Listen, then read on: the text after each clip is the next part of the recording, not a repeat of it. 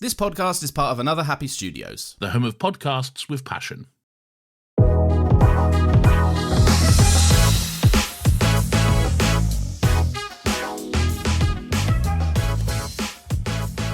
Hello and welcome once again to Talking Pictures Podcast. I'm your host David and joined with me as always my co-host Brian. Brian, happy birthday! Talking Pictures birthday! Yup. We're gonna have a drink. Come on, get that can open. Right, 3, 2, 1. Sync that shit. Sync that up. Come on, that's our sync now for this episode. Here, Say, come here. Cheers. Again, double sync. Cheers. Cheers. Ding, ding, ding, ding, ding. How are you, Brian? Oh, well, it's not just this birthday now, is it? What do you mean? It's not just this birthday. It's not just this podcast birthday. Wait, what other birthday is it? You make me say it. Yeah. Yours. 2 weeks ago. Whatever. Who cares? Yeah, whatever. Who cares? Yeah. Comes and goes. I've had 29 of them. Who cares? Mm-hmm. So Celebrated nonetheless. yeah, we celebrated nonetheless. So if you're new here, then welcome. If you are a returning listener, then also welcome. Thank you for the drink. Hey man, come here. Thanks for being here, and thank you for listening. For being here, we really appreciate it. This is our third birthday, so we are delighted that we have got to do this for 3 years. Are we 3 or 4 now? This is our 4th year, but we're 3 years old. Oh, okay. So, we've new episodes every single Wednesday, and we're here to celebrate. So, I like that we started this podcast in January, so that means that every year on our birthday, we get to look back at the year previously. So this is our birthday episode, and we have a special announcement somewhere in the episode. I'll let you decide when we announce that. Maybe we should do it at the start. Should we? Don't let people, let's just go straight into it. So, we've been kind of teasing over the last couple of weeks, or months even, that we have something different because we're not doing the bonus episodes anymore. Yeah, those are taking a rest temporarily. Yeah. Although they might spin off into those. Yeah, they could pop up every now and again. Every now and again into its own little consistent category, let's call it. Yeah. So what are we doing to replace that? Well, we're starting a second podcast. Who knew? Who could have thought it? Who would have expected It's the only it? logical thing, right? Yeah. I mean, all the success we've been having here, it only makes sense to do. We have to diversify. We have to. Yeah. Yeah. So we have a new podcast that we're going going to be into the niche market now. Yeah, we're gonna be having new episodes of that. What's the name of it? Actually, you probably tell me before we start giving out the schedule. Maybe. It's called Saturday Morning Cartoon Club. So we are going to be talking about cartoons. We're going to be talking about TV shows. We're going to be talking about movies.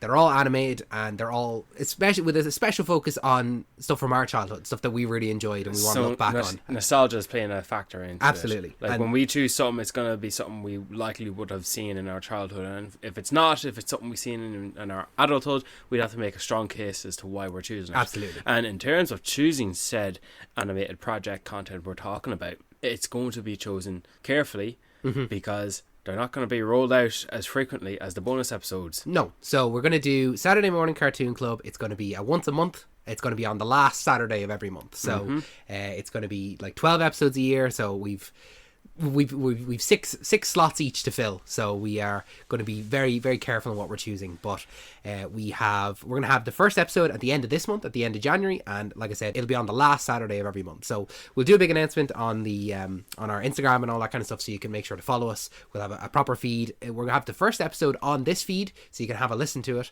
but it'll be on its own. It'll live on its own thing, and It's going to have its own feed pretty much, it's going to have its own life form. So if you it'll be its own thing. if you're not interested in listening to this podcast, maybe you can ditch us here and find us all the way over yonder.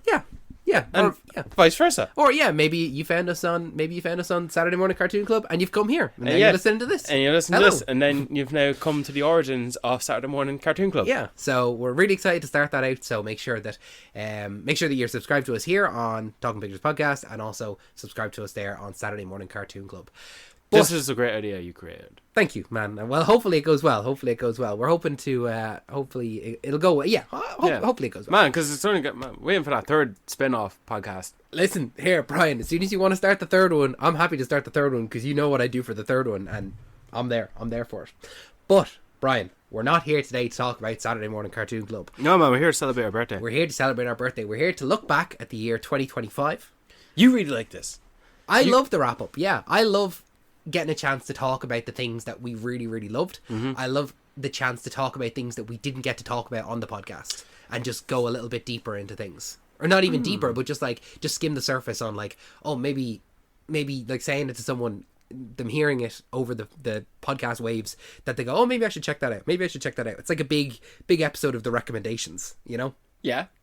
So this is where we do our top 10s and our talk about answering some questions about what we thought what was our favorite this, what was our most something that. Exactly. I think that it would be too short of an episode, even though we do it for like the most anticipated, where we just do our top 10 most anticipated. Yes. I wouldn't want to do that here where we just do a top 10, but I like kind of going through a couple of different categories and Well, here's why it is. Well, no, I do have a top 10 for 2025. So do I. Yeah, we'll have a top 10 at the end of it and all. I'm going to be honest, it's top 12.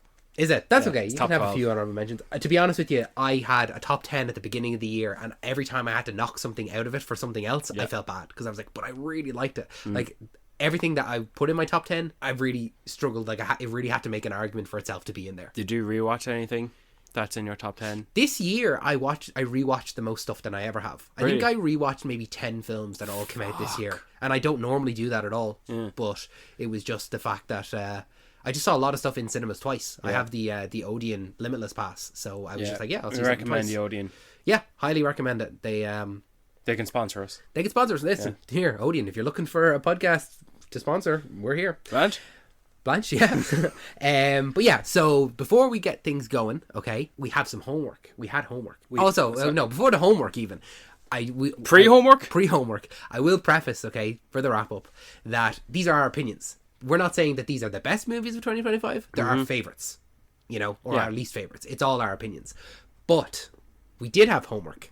As you know, Brian, we had a bonus episode at the beginning of last year, the beginning of 2025, our New Year's resolutions. Whoops. Yeah. Okay. So how did we get on with our New Year's resolutions? Brian, would you like to tell us how you got on? All right. Excuses. So, the dog ate my homework. Go ahead. Let me speak my mind. All right. Let me argue my case. All right. I've got my own entitlement for a defense. Right. I wasn't bothered. Okay. Yeah. Well, like I had a lot of free time on my hands this time last year. Yeah. That's fair. Yeah, you did. And when I thought, yeah, sure, I'll choose, my New Year's resolution to watch movies that are based on musician biopics. And then the second one is musician documentaries. And then for some strange random reason, World War II films. Didn't really do much beyond cracking the surface. Okay. So how many do you have? A comprehensive list of what you watched, or I have a list. Do you have a list? I have a list. A list that I made because I like making lists, not because I made it specifically for watching said movies, because wasn't bothered. Look, just going back to some of these things here, what can I tell you, right? So I'll start with my World War II. Tell you what I am proud of. On Letterboxd, I made a chronological order of World War II in terms of the timeline events in which the movies are about. So, for example, Munich, The Edge of War. I think it was a Netflix film. Jeremy Irons played Neville Chamberlain. He's Neville Chamberlain. And I thought I had a bit of, flair to his name, but I guess fuck me, right? It's about him negotiating with Hitler before he invaded Czechoslovakia. He did a bad job. He had a policy of appeasement. He was just going to give Hitler as much as he wanted. Yep, and he was removed out of power, replaced by Churchill, and he died before the war. I didn't know he died before the war, but that's interesting. Yeah, he died. He died as the war started, and he didn't live to see it end. And it's just funny because he's if you create like I don't know a Game of Thrones. He's the Robert Baratheon. He would be the fucking Robert Baratheon nearly. Yeah. If you want to call it Never that. saw anything of what was to come. Yeah. So that it's just funny because he's one of many characters that appear. And then that's the start of the war. And then you get into movies that are like Dunkirk and The Darkest Hour, which happen side by side in terms of timeline. Like there's edits on YouTube where Churchill's speech is he's giving a speech in The Edge of War and the lads are reading it in the train in Dunkirk. Yeah. And all the way through where we get to movies where it leads us towards the end of the war, such as Fury or Schindler's List or some other movies that I have not seen, like Empire of the Sun, but even though that depicts the Japan side of the war, all the way to the very end, which kind of depicts events after World War II. What do you got as last on the list? Well, last on the list is, I've not corrected it yet, but I am going to assume it's Operation Finale, where a bunch of Israelites kidnap a former Nazi commander because he's hiding out in Argentina. Okay. And it's after the war, but it's in the 50s. What's the one with Anthony Hopkins that just came out there recently? One Life. One Life. That would... We see here's technically I actually threw that at the very start as opposed to the very end, because when it comes to a movie that covers, let's say, the entirety of the war, like maybe Oppenheimer, it depends on how much said movie covers the war. I get you, yeah. So because One Life covers the war or before it to today's date, that's not going to really count for me. Yeah, I understand. And whereas the likes of Oppenheimer covers the entirety of the war following Oppenheimer's life, that is leading towards the end of the list. That is leading towards the end of the list, because all the important parts, get heavier towards the end of the war, towards the dropping of the bombs in Hiroshima and Nagasaki. So yeah, that's my list. Not all the movies are completed, and for any random reason, I just didn't watch any of the other documentaries or musician biopics. But you've come to class having not done the homework that was assigned to you. You're very proud of the homework that you did, but you didn't do the homework. So I'm going to have to fail you. I'm going to have to give you a failing grade. I'm going to have to write a note to your parents. The fuck about that little task you just disposed to me? What was the task you told me? I had to watch 5 movies. That was my New Year's resolution for you, is you had to watch 5 movies based on books. How'd you get on with that? I watched 10. Incredible! You doubled it. Can you name them?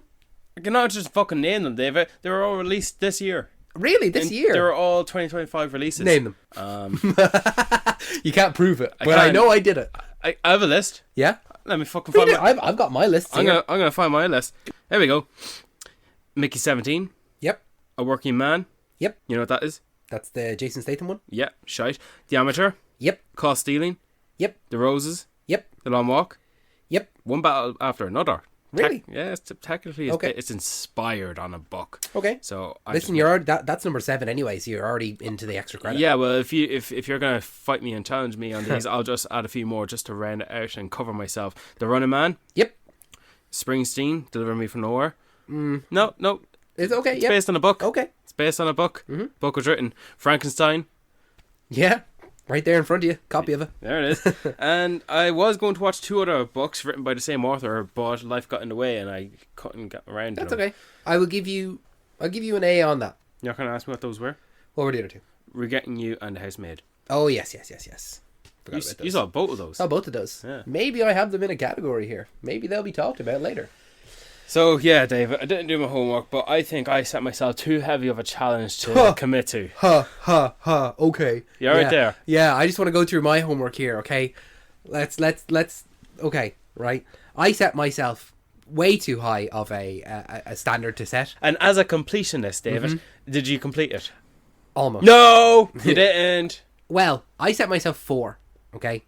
And I completed 3 of them, okay? Are you proud? Yeah, I'm pretty proud, okay? I'll be honest with you. I set myself way too high of a standard, and I think I kind of ruined my movie watching experience this year, because the latter half, when I got to about July and I realised how many movies I still had to watch, it kind of ruined what I watched. So it's okay to admit that you're an addict, all right? That's the first step to healing. I am an addict when it comes to watching movies. So I'm gonna rattle these off, okay? So New Year's resolution number 1: Godzilla and King Kong movies. Okay, there are, how many did I have to watch? 43. I watched 43. Okay, so I watched King Kong, the Son of Kong, Godzilla, Godzilla Raids Again, Godzilla, King of the Monsters, Rodan, Mothra, King Kong vs. Godzilla, Mothra vs. Godzilla, Ghidorah, the Three-Headed Monster, Invasion of Astro Monster, Ebirah, Horror of the Deep, King Kong Escapes, Son of Godzilla, Destroy All Monsters Attack, Godzilla vs. Ghidorah, Godzilla vs. Gigan, Godzilla vs. Megalon, Godzilla vs. Mechagodzilla, Terror of Mechagodzilla, King Kong, The Return of Godzilla, King Kong Lives, Godzilla vs. Biollante, Godzilla vs. King Ghidorah, Godzilla vs. Mothra, Godzilla vs. Mechagodzilla 2, Godzilla vs. Space Godzilla, Godzilla vs. Destroyer, Rebirth of Mothra, Rebirth of Mothra 2, Rebirth of Mothra 3, Godzilla, Godzilla 2000 Millennium, Godzilla vs. Megasaurus, Godzilla, Mothra, and King Ghidorah Giant Monsters All-Out Attack, Godzilla vs. Mechagodzilla, Godzilla Tokyo SOS, Godzilla Final Wars, King Kong, Shin Godzilla, Godzilla -1. Then I thought, who do you think is the winner in this situation? I'm definitely the loser, even though I definitely did my homework. I'm the loser. Then I said, I'm going to watch more Jackie Chan films. So here are the 20 Jackie Chan films that I watched. 20? 20. He's got way more, but I'm only a man. I am but a man. So I watched Drunken Master 2, Dragon Fist, Spiritual Kung Fu, Fearless Hyena 2, The Young Master, Project A Part 2, Armor of God, Operation Condor, Armor of God 3, Chinese Zodiac, Rumble in the Bronx, Who Am I, Police Story 2, Police Story 3, Super Cop, Police Story 4, First Strike, New Police Story, and Police Story Lockdown. Then I thought, why don't I just watch more movies directed by women? And I thought, you know what? I'm going to really set myself the challenge here, and I can't rewatch any movies. So even though I did watch more than 26 movies directed by women, I didn't count all of them because some of them I had already seen. So the 26 movies directed by women that I watched were John Tucker Must Die, Lola, Miller's Girl, Elio, The Contestant, The Last Showgirl, Shiva Baby, The Sweatbox, Freakier Friday, Materials, Where the Crawdads Sing, Buffy the Vampire Slayer, Free Waka, I Know What You Did Last Summer, Palestine 36, Saving Bikini Bottom, The Sandy Cheeks Movie, Moxie, Five Nights at Freddy's 2, Not Okay, A Wrinkle in Time, Aeon Flux, Set It Up, Stone Cold Fox, Die My Love, Point Break, and Saipan. You watched Aeon Flux? Yeah, rough. No, actually, you know what? It was fine. It was fine. And then my last one was to watch last New Year's resolution was to watch all of the Studio Ghibli films. And this is where I failed.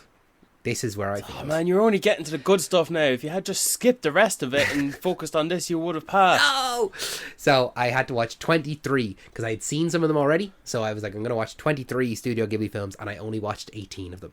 So the ones I watched were Nausicaa of the Valley of the Wind, Cast in the Sky, My Neighbor Totoro, Grave of the Fireflies, Kiki's Delivery Service, Only Yesterday, Porco Rosso, Ocean Waves, Whisper of the Heart, Princess Mononoke, My Neighbors the Yamadas, The Cat Returns, Hell's Moving Castle, The Secret World of Ariadne, From Up on Poppy Hill, The Wind Rises, The Red Turtle, Earwig and the Witch. So I missed out on 5 movies. So yeah. So I would say, Brian, I get at least a B+. Who's keeping their minutes here? Listen. Who is the loser? Loser is it's hard to say who the loser was. I think that overall, probably me. I feel like a winner. You definitely feel like a winner, and I definitely feel as though I've lost. But I do have my resolution that you gave to me, which was to make a list on Letterboxd, which was the best film for every year I've been alive. Oh man, that's too piss easy. Back in the day, I thought that was, oh man, I'm going to have to really make David work for this one. I had it done that day. So I'm going to start in 1997, the year of my birth, with Good Will Hunting, followed by The Truman Show, The Matrix, Memento, Wet Hot American Summer, Catch Me If You Can, The Lord of the Rings, Return of the King, Before Sunset, Walk the Line, The Wind That Shakes the Barley, Hot Rod, The Dark Knight, Star Trek, Senna, Drive, Django Unchained, Man of Steel, Whiplash, The Martian, La La Land, Blade Runner 2049, Avengers Infinity War, Parasite, Another Round, Marcel the Shell with Shoes On, The Batman, Oppenheimer, Dune Part 2, and Frankenstein. And those are what I would consider the best films of each of their years. Or, not the best films, my favourite films for each year I've been alive. Did you just include 2025? Yes, I did. Surprise. Surprise? Yeah. I call that a fucking spoiler, pal. No, not a spoiler. Listen, we're about 20 minutes in. Let's get on with this wrap-up, okay? Brian. David. What's the scariest film that you saw this year? I don't have one. Really? Yeah. I'm shocked. I am shocked. I thought... There's nothing that was scary this year. Wow. I'm shocked that you say that. I thought that this year was a great year for horror. Horror, yeah, but nothing scary. No, but... You said scary. You know what I mean, No. Brian. With the best horror. Like, come on, scary. I have Final Destination. I have Good Boy, which was, you know what? Good Boy is a great movie. that stars a dog, and it's one of the best dog actors I've ever seen. It's like a live action version of Courage the Cowardly Dog. It's like 80 minutes long, and by the time it's over, you're like, yeah, I was ready for that to be over. It didn't outstay its welcome. It's just great. I didn't get the opportunity to see it. It's a great one. Together, The Black Phone 2, Bring Her Back, 28 years later. Yeah. But for me, I think the scariest film had to be Weapons. I concur, but like... But you just you don't have any scary films. Well, okay. Like, maybe, yeah, there weren't, like, that you're not scared throughout. Yeah. But, like, all of those, I think, had great horror sequences and great scary sequences and made you jump. Tell you what, we'll put a preface in here that the movie I'm going to choose scared me because I was frightened for the characters in the movie. That's the point, yeah. No. You don't want to be scared yourself. You got to be scared for the characters. I wasn't scared. I wasn't scared for me. I was like I allowed myself to get taken a hold by the movie I'm watching because I enjoyed the experience. Mm-hmm. It's not as if I'm going to Mr. Bean a roller coaster and just fall asleep. Mm-hmm. Like, I'm going to let myself be taken over by the thrills. Mm-hmm. So that's why I enjoy the movie I'm watching. Mm-hmm. But I could actively choose to turn that off and just go, yeah, whatever. I'll just, Okay. I know I have to drive home. Mm-hmm. I know I'm going to leave the cinema and this movie's not real, and I know I have to think about what I'm eating and I have to go back to work and pay the taxes and all that shit. But I don't think that when I'm watching the movie. Mm-hmm. Because when I was watching 28 years later and Aaron Taylor Johnson and his son is being chased by the infected. Yeah, down the causeway. Down the causeway, in the house, up the cellar, in the attic. Yeah, that's not really, that's not fun. No.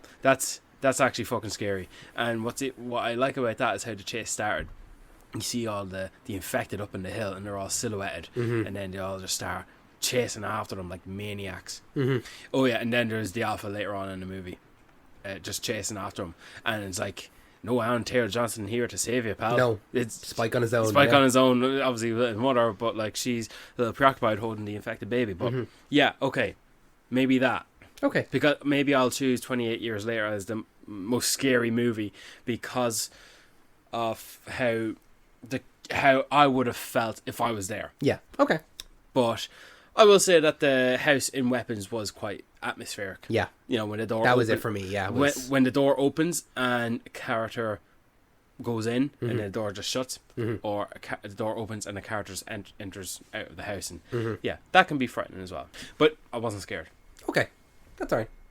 We'll move on then. Brian, what was the most surprised by either a film or performance? Okay, so that's two different to choose between a film and a performance. So I just had to choose an answer for each. A film. You did an answer for each. Okay, I just did film myself. So film yourself over a performance. Yeah, I didn't. I don't think I was surprised by any performance. I was. Who? John Cena. In Peacemaker. Yeah, season 2. You weren't expecting that. I wasn't expecting John Cena to make me go, oh shit. Okay. You can act. I felt as though we've known that since Suicide Squad and Peacemaker season 1. But no, that's just me. No. He did one a little bit better. But I do need to give this honorable mention here for some strange reason. I don't know why. Because overall he was terrific, but it didn't really stand out. Like, it didn't grab me by surprise. And that's Adam Scott in Severance season 2. Oh yeah, see, I didn't see Severance season 2. That's the thing, is that's what hard about the 2025 wrap up is that we're only two men. We've only seen so many things. That's all right. There's only hours in the day. I saw Severance season 2, but you thought it was a great performance. I thought he did a fucking fantastic job. Okay, good. Yeah. Good. I like Adam Scott. I like him a lot. Here's open for season 3. Yeah. Sooner rather than later. Let's see, it's 2026 now, so if you get that 2032 maybe, you might be. Yeah, I think you're on track for that. Yeah. I think so. Yeah. You reckon? I'm gonna go for I had films that I was surprised by, and normally when I'm surprised by film, it's like I thought it was going to be crap, and it ended up being enjoyable. Well, I have a film as well. Okay, what's yours then? Because I've got multiple honorable mentions. Oh, right, I just got one. Yeah, go one for it. film that made me surprised. Oh, fuck, you're actually good. Yeah. One battle after another. Really? I didn't think that was... yeah, actually, do you know what? The trailers are fucking shocking. Yeah, that's actually a really good point. I wasn't interested in One Battle After Neither Another was I. at all. No, the trailers did not do that film justice. Do you remember that scene, this is in the context of the trailer, where... He's on the phone. No, well, that too, but also... Benicio del Toro is going, whatever his fucking name was. And he says, and he goes, and he takes it, he bows, and he, thank you, Sensei. Viva la Revolution.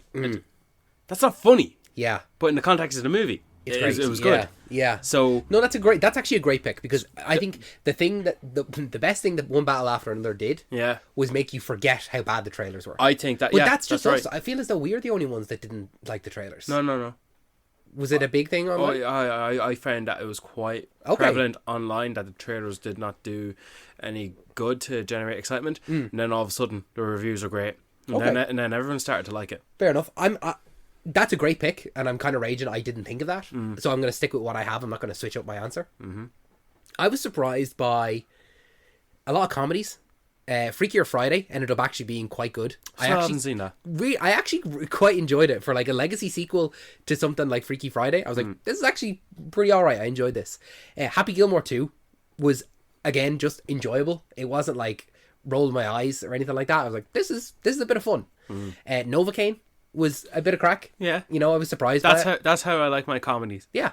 But I kind of took a little leaf out of your book from last year, where one of your top picks was It Ends With Us. And I have Regretting You as my top most surprised film, where I was watching it and I was like, this is fine. I'm enjoying this. And I was like, I like all the characters. I like where the story's going. Yes, I predicted a lot of the story as it was happening. But by the end of it, I was like, I just want everyone to be happy. And everyone was happy. And I was like, this was enjoyable. This was fun. I haven't seen it. I'm in the minority in this. I think it's at like maybe like a 10%. Oh on yeah, Rotten I heard Tomatoes. that. Why? I don't know. Why? I think it's because it's like, I don't know. I think people, when it comes to movies based on books, they're really passionate about it. You know, like it's even the same case with like The Housemaid and well, yeah, stuff like that. I suppose The Housemaid comes across as goofy, but I haven't seen that either. It's just what I've heard. But how can these books be different from? How can movies be different from the books? How can it steer away? I think that's maybe it's when the people that are fans of these books see them in real life, and it's not what they imagined, and when it's actually people doing it or saying these things. Sure, the readers of these books don't have any imagination on what it's going to look like in the movies. No, but like when they see it actually happening, it's like, oh, this is all wrong, and you're like, what do you mean it's pretty close to probably what it says in the book. So I don't know. Listen, I enjoyed it. I sat down in the cinema, watched the movie. I never checked my watch. I was entertained throughout, and I was like, yeah, I'm surprised how much I enjoyed that, actually. Okay. Brian, yeah, what was your favorite returning TV show of this year? Okay. Yeah, I just can't pick one. That's okay. I have to pick 3. That's fine. I have my, like, oh, these are my nominations. I treat these as like, oh, these are the nominations, and here's the winner. Oh, no, these are full-on picks. These are all winners. Picks. Yeah. Okay, good. Favorite returning TV show. Returning TV show. Right, so Andor. Yeah, great pick. I'm still watching it because technically the finale comes... What day is it today? Today is Wednesday, as in the real life day or the release day? Both. Today is Monday the 12th, and that makes the release of this episode Wednesday the 14th. Yeah, so the finale of Landman Season 2 airs this Sunday. Landman is fucking I'm going to have to watch awesome. this because I've heard a lot of people now. But this is a show you watch with your father. I guess. And you know what? Yeah. Either watch it in the morning with a coffee. Right. Or watch or watch it in the evening with a beer. Yeah. Okay. I knew this is the type of show Landman is for. It's, and you know what, you don't even need to get everything if you don't follow the oil industry or the business industry. Yeah. It's just good Billy Bob Thornton. It's just good fucking Taylor Sheridan, is it? Oh man, Taylor Sheridan. Yeah. The man fucking knows how to create content. You know what? Just depict real life, nearly. Just to tell a good fucking story. But another a third returning TV show that is only aired maybe half its length of the season, and it's already the best, or the best of 3 in my list, and that is Fallout. Yeah, that's regrettably something I haven't watched yet either. I'm like 4 episodes in of 8 episodes, and it's already, this is best. I like those 3 shows already, and 2 of them have not concluded yet, over season 2 of The Last of Us. What's that say about that? Yeah, like what's that say about how good these shows are, that you're enjoying them so much that it's, Last of Us was one of your most anticipated this year. Yeah. I have also Andor. Great choice. I have What We Do in the Shadows, which came to its end this year. Did it? Yeah, we did an episode on it. I know we did an episode on it, but it ended really early in 2025. Yeah, it's almost like 2 years ago. Feels like it. Yeah. Yeah. Are you telling me that it came out 2024? No, it came out 2025, didn't it? Start of this year. Start of 2025. Yeah, probably. Yeah. I Peacemaker. Good. Yeah. Yeah. Yeah, you're right. You're right in that regard. I have a show that you didn't watch. What's that? It's the newest season of Always Sunny in Philadelphia. Oh, well, technically, if you want to put semantics into it, Yeah. technically, I have watched It's Always Sunny in Philadelphia. Yeah, well, you've watched to season 3, but I'm talking about season 17. This most recent season is probably one of the best seasons in a long, long time. So I Really? had to, yeah. This season is the first season that's come out since the guys had started doing their podcast. Yeah. And their podcast was a rewatch podcast, so they were rewatching older episodes. So this newest season feels like one of the older seasons, you know, like classic stuff. Okay. But I'm gonna give favorite returning TV show to Invincible season 3. That happened so early in the year. That Yeah. It just goes to show that I forgot it. Yeah, it's And to think that we are now 2 months away. yeah. 2 months away from season 4. Yeah, and season 3, I just remember like every day coming home and like I need to watch this. Like it's priority viewing, and it was great. It is priority viewing. It absolutely is. Brian, on the other end of the spectrum, what was your favorite new TV show that came out All right, in 2025? so new TV shows. All right, first premieres.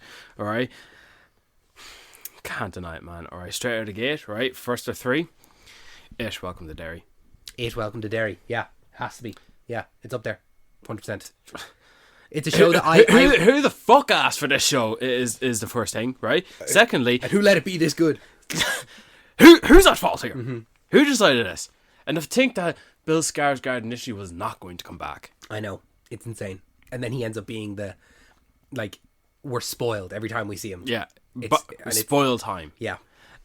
Fucking, it's a great show. Like, it's put the two movies and versus it against the show. Show's better. Yeah, I think so. I've been really hankering to rewatch the movies just to get more Bill Skarsgård. Yeah, You know, but I think he's the best he's ever been in the show. 100%. The reason I want to watch the movies again is because I've only seen the second one once when it first came out. So it would feel as though watching it, everything is new because I've forgotten the majority of it. Yeah. You know?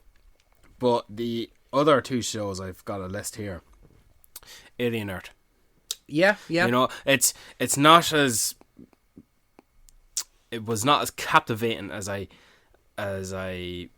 won't admit that it was as captivating as maybe I wish it would be, or it ought to be. Like, a lot of people have issues with it, and a lot of people like to bitch about something because they need to bitch about something. Yeah. And I won't tolerate that, but I will admit it's not the Pillar of Autumn. You know, it does not reach the heights of Welcome to Derry or the other TV shows that were returning.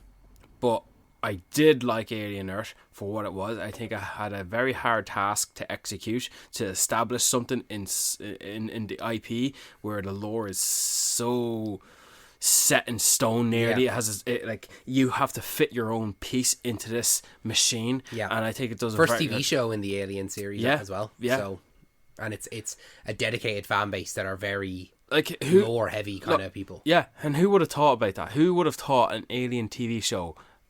I thought it was fucking great. I thought it was very good. Yeah. And I only want more. And the other show It's been renewed for season 2. has, yeah. Okay, good, because it wasn't I think when we first did the episode, it wasn't renewed yet. No. So we're glad that it's we get to talk about it. Yeah. Again. And the third TV show, first premiere of this year, was Task. Task is the Mark Ruffalo one. I didn't see it. Yeah. And Tom Pelphrey. This is the show where people will know Tom Pelphrey. Or he was a supporting character in one show. He was a minor character in another. I think he's like what's the guy in the pit? That new show. Oh, He was a supporting character in ER, and now he's the leader of his new ER show. So it kind of reminds me of that, where Tom Pelphrey, nearly like a working actor now, all of a sudden he's second lead to Mark Ruffalo. If you watched Mayor of Easttown, it's the same creator who did Task, and it's literally just a task team of detectives trying to solve these robbers, and it involves a bunch of gangs. I'll say no more. It's the show you appreciate once you watch it. okay. It's a great show. I think it's like 7 episodes, and I'm surprised by this. Good. renewed by season 2. Okay. Renewed for a second season. Task is a very fucking good show. Okay. I'll add it to my watch list. It depends what you're into, right? If you're into your superheroes and all you want is superheroes, well then maybe you're gonna think Task is all right. It was boring, but then I question your taste, because I think if you have a diverse taste in content where you watch and love a wide broad of stuff, well then I really would recommend Task. So yeah. Okay, good. I have Skeleton Crew. Man, you really did pick your good list well early on. I put so much focus and emphasis on my later releases of the year just because they were so recent.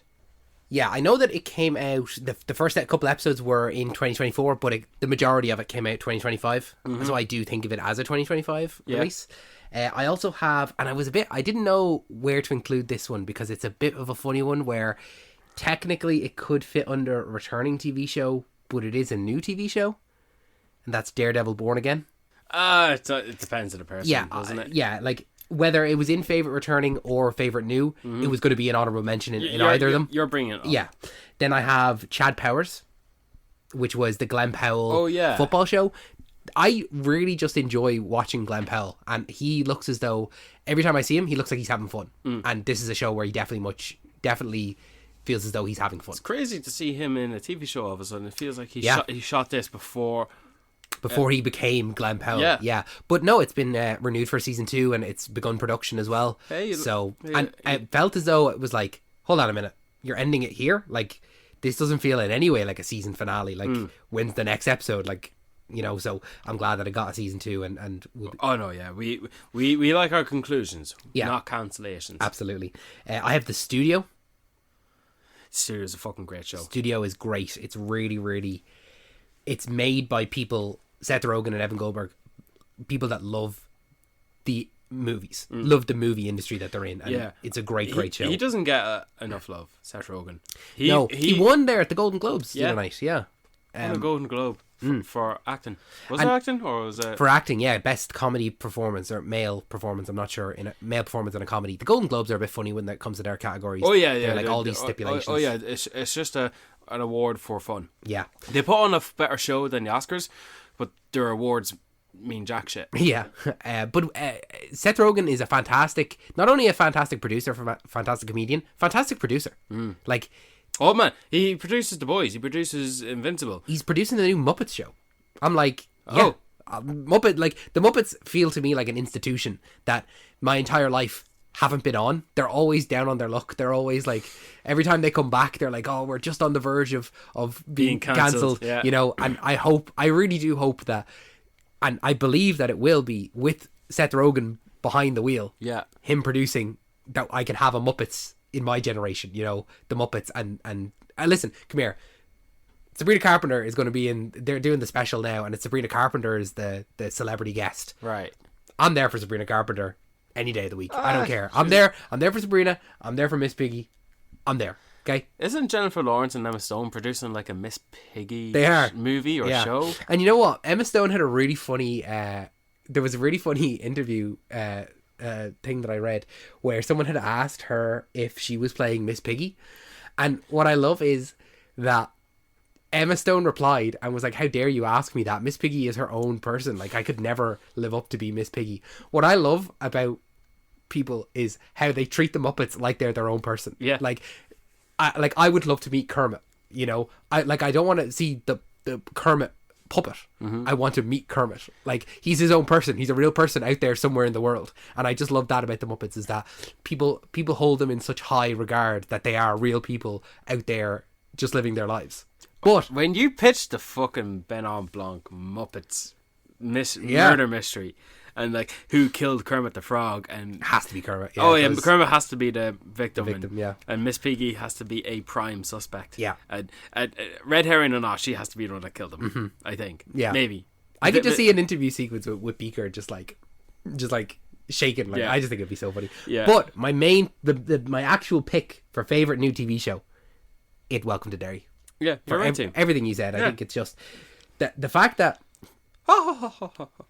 the Pennywise chuckle and little jolt run he makes. Oh man, I couldn't get enough of it. I was sick the week that the finale came out, and I had a fever, and I was having a fever dream. I had a nightmare that I was being chased by Pennywise, and I had to look after the kids from the TV show. Yeah. And every time I woke up, when I went back to sleep, he was there waiting for me. And I know that has nothing to do with the TV show, but the fact that I've never been afraid of Pennywise, I've never had a nightmare, I've never been afraid of clowns, but that night I was terrified that Pennywise was going to kill me. That goes to show you how good the TV show is, that it blended into my real life. And for some reason, you know what, that dream, it made the show scarier. Has nothing to do with the TV show, but it's No, man, just it's your own little creation. Yeah. I really hope they do consider doing a prequel to The Shining now with Halloran. Could, yeah. I really would like to see that. You know what, they did such a good job that I would not mind an interconnected Stephen King universe on TV. Or even between movies. Whatever they're doing, keep doing more of it. Well, yeah, just see how you go. Yeah. You know, like between that and... Well, maybe... Yeah, I don't know. Maybe just keep the supernatural monster stuff within their own thing. You know, you can mention Shawshank and all that, but maybe don't bring Shawshank into it. Don't bring in an actor who Is Andy Dufresne. yeah. Don't bring those guys in there. Like that's prestige. Yeah. You know. What's next? Next, we'll take it down a little bit, Brian. Down. What's the saddest movie that you saw this year? Well, I suppose I'll toss this up as saddest moment. Saddest moment, yeah. I think it's going to be the time when Ellie crawled over to Joel's corpse. Oh, yeah. and she pulled the spike off the golf club out from his neck, and she just caressed over his body. And you know what? And she held his hand. You know what? I didn't say it at the top of the show, but it's important to say spoilers for anything that came out in 2025. So if you didn't see Last of Us, there's your spoiler. Sorry. Fuck them.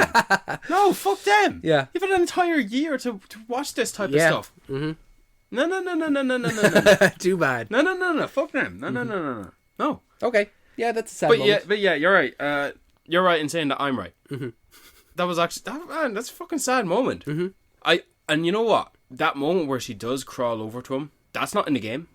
No, she's knocked out. No, Yeah. she's not. And there's no scene like that. And when you're given something extra in what you know what to come and what you're expecting, and that's something extra really just adds to the feels that you want, the emotions that you want to feel emotional.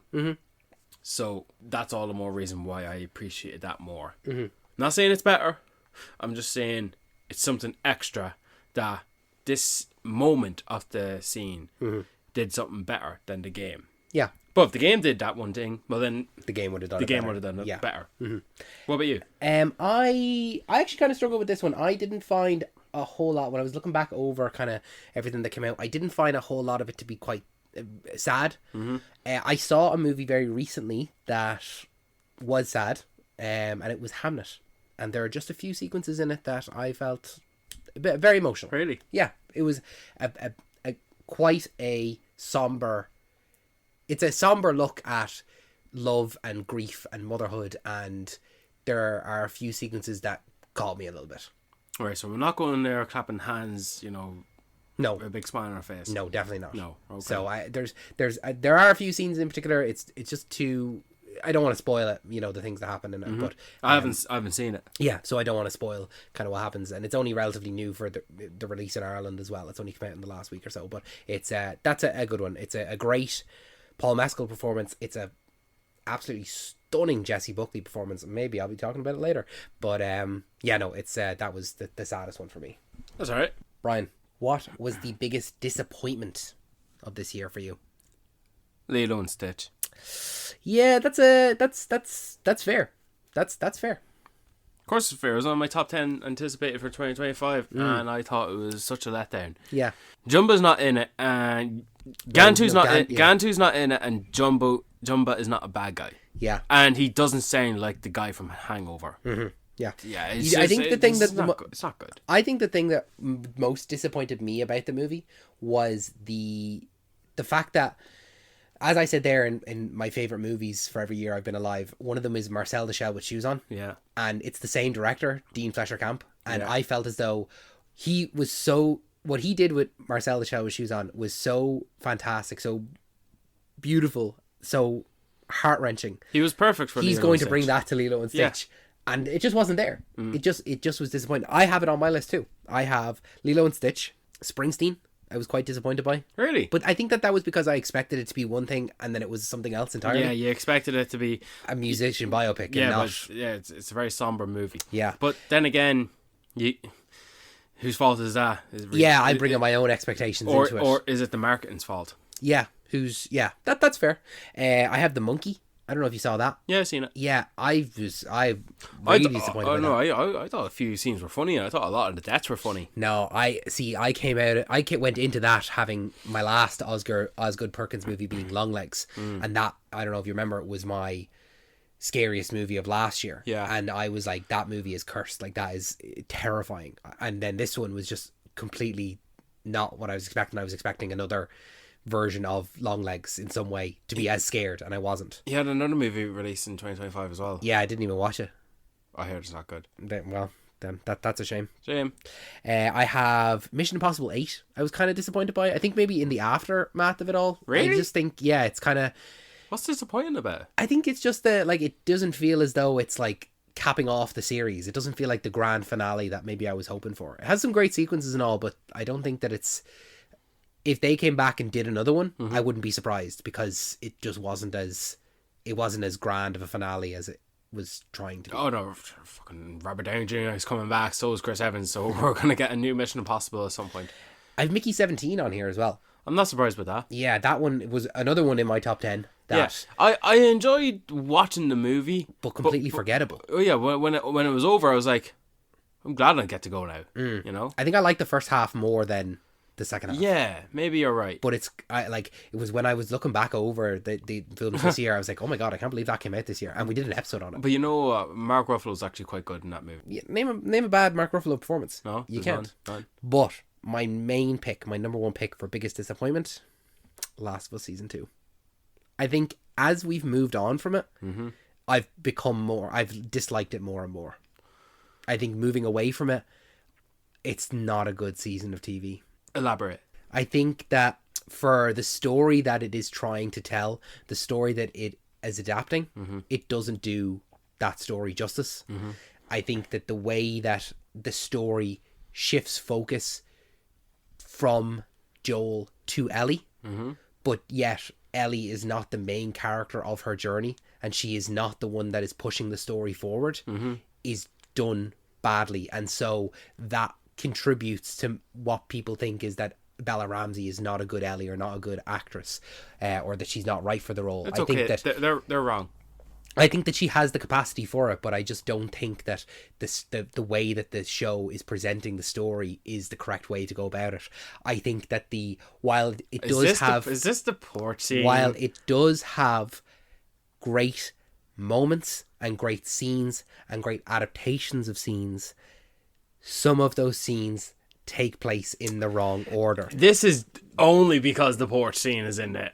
That's the only reason it's on this list. No, it's one of the reasons. There are many reasons. There are many ingredients within a cake. Okay, Brian? But this is one of them. They're doing something that I told you, which is what I argued. Why did you the scene in there? Pedro Pascal is returning. For more scenes. Maybe. You know, it's confirmed. But it's confirmed. But I'm disappointed with the show, with season 2 as it stands.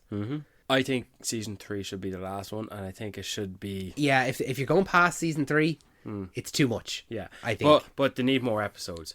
But then again, they kind of screwed it over with doing day 1 as in episode 1, day 2 as being another episode, and a day per episode. So when you do season 3, doing with Abby's perspective, let's say they give her a prologue episode to start off season 3, and then episodes 2, 3, or 4 are day 1, 2, and 3. Well, then what? Episode 5 is that the confrontation between Ellie and Abby, and then how that ends in the theater, and then is another episode like the without saying it, yeah. And then, I know what you mean. Yeah, like I think one of the solutions to that season, season 2, you've said it, is more episodes. I think more episodes and having the flesh out and separate the characters and have Ellie be the one who is driving her story forward. It just felt like she was, again, a companion along her own journey or her own mission. Can I just say, you're saying that, do you agree that it's the same thing with Leonardo DiCaprio in One Battle After Another? Leonardo DiCaprio is such a passive character in that movie. He's not leading his way. Everything is being done for him. I think it's different. It's different because The Last of Us is such a higher prestige. No, it's medium. different in their character motivations. No. No, I think I know because I don't believe that Leonardo DiCaprio's character could do it himself, whereas I believe Ellie can. Good point. There you go. Thanks. Yeah, that's yeah. I hope season 3 is good. Like, I'm not going to not watch season 3. I just hope season 3 is good. Brian, what's a film that you wish you could see again for the first time? I picked 2 movies. That's okay. Yeah. Yeah. Pick as many as you want. Okay. Fantastic Four: First Steps. Yeah. And Superman. Great choices. Great choices. Would you believe I said also those movies? Yeah. Yeah. Because it's all we've been looking forward to for 2025. And me and you saw those movies together for the first time. We did. Yeah. That was like our meetup. Because we've not been seeing each other that much. We did very few cinema trips this year. But those were the 2 we had to do together. Yeah, absolutely. We saw them in IMAX. Saw them in IMAX. Yeah. We didn't meet together beforehand. We met at the cinema. At the cinema. So it just goes to show. And I just remember when the end credits hits those 2 movies, I had a big fucking grin on my face, and I just felt happy. I think you know what I felt happy about was that both of them were good. Both of them were fucking good. Yeah. And there was no. I don't feel as though those 2 movies were in competition with each other. No, but the one thing they had similar is that they had a lot going against them. Yes, they both had something to prove. Yeah, they both had something to prove. This was DC's first movie within James Gunn's DCU, and this was the first time the Fantastic Four were in the MCU. MCU is, let's face it, they were in a little bit of a slump. I know that they had their ups and downs. I don't think that they were in a slump. I think generally amongst the major audiences, it was in a slump. Oh no, it was in a slump. It was. It rose high a little bit with Guardians of the Galaxy 3, then it went back down. It seemed to be with every other project. But no, because the Guardians of the Galaxy and Deadpool Wolverine were the only 2 that brought it all up, and that's going back to 2021. You know, we agree Eternals was good, but no one else did. Yeah, it's all. But then Agatha All Along was pretty good. Yeah, but that was like inconsequential. And yeah, and it was just a half an hour TV show. Yeah, that's true. Sorry, a 15-minute, maybe 18-minute episodic TV show. I had Fantastic Four and Superman. I also have The Long Walk on there. I thought that was really good. I think the reason I want to see that again, but like you wish you could rewatch it again for the first time, because I was surprised at how good it was. Yeah, you weren't expecting it. No, you weren't expecting that opening. Definitely not. No, how gruesome that was, and how right before the titles, and how visceral that was. I definitely wasn't. What a way to capture what you're in for. What you're in for. Yeah. But I think that the number 1 movie that I would like to see again for the first time is a movie called I Swear. Did you see it? Seen it. Yeah. Me and my dad actually saw this in Odeon do a secret screening every now and again. I really want to go to one of those, but they're never playing the times that I want to see them. Yeah. And there is one coming up soon. There's one tonight. Yeah, but there's on the recording. But there's a reason we're not seeing it. Because it's like you're going to be the movie we're going to see. No, I think that the movie that's coming out today, Monday, if you go back and look at what the Odeon secret screening was, I think it'll be Rental Family, and then I think there's one coming up in 2 weeks, and I think that'll be Is This Thing On. I'm pretty good at predicting the sequels. I don't know, like when they put the rating on it and it's like 16s. Yeah, I'm just thinking that's 28 years later. No, because they do screen on scenes and they do scream on scenes, so they do horror movies separately. I didn't know that. Yeah. Oh, well, then it's likely Rental Family. Yeah. A movie I really want to see. But me and my dad both saw I Swear in one of those secret screenings, and it was fantastic. It was so much fun. A great story, a great film overall, a great performance. And when the movie was over, my dad turned to me and he goes, "That was brilliant. Like, that's probably my favorite film of the year." And I was like, yeah, it was really good. I actually really, really enjoyed it. So that's one I would like to see again for the first time. Good picks, David. Brian, what's a movie that you think people should give a second chance to? Mithrigan 2.0. Mithrigan 2.0. Jesus. You know what? No. I forgot to give it. I think they should give it a second chance. I don't know what the fuck's all the hate about.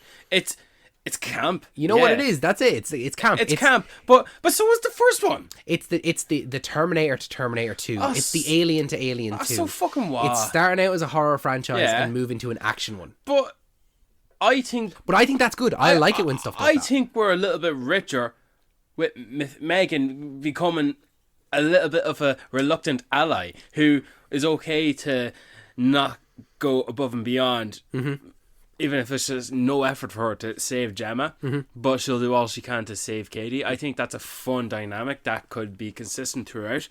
And I think I like the idea of this could have the makings for a decent like TV show. Not now because it's established in the movies, and unfortunately because of the poor box office and mostly people don't like it, which I think they're wrong for not liking it. It's a shame that we're lucky not to get this character. Like, this is a character now that Blumhouse owns. I don't know, maybe the next step is to make a TV show. I could see a TV show where it follows Megan and Katie. I could see Matt showing up in a different franchise altogether, like as like a cameo or something like that. No, like I don't think that we won't see a Matt No, we won't see a Matt 3.0, but I think it's possible we could get a TV show. Maybe Universal could do a TV show, and they could have the actresses for Katie and Megan show up and I don't know, make some sort of a road trip kinda, or something like that. I don't know.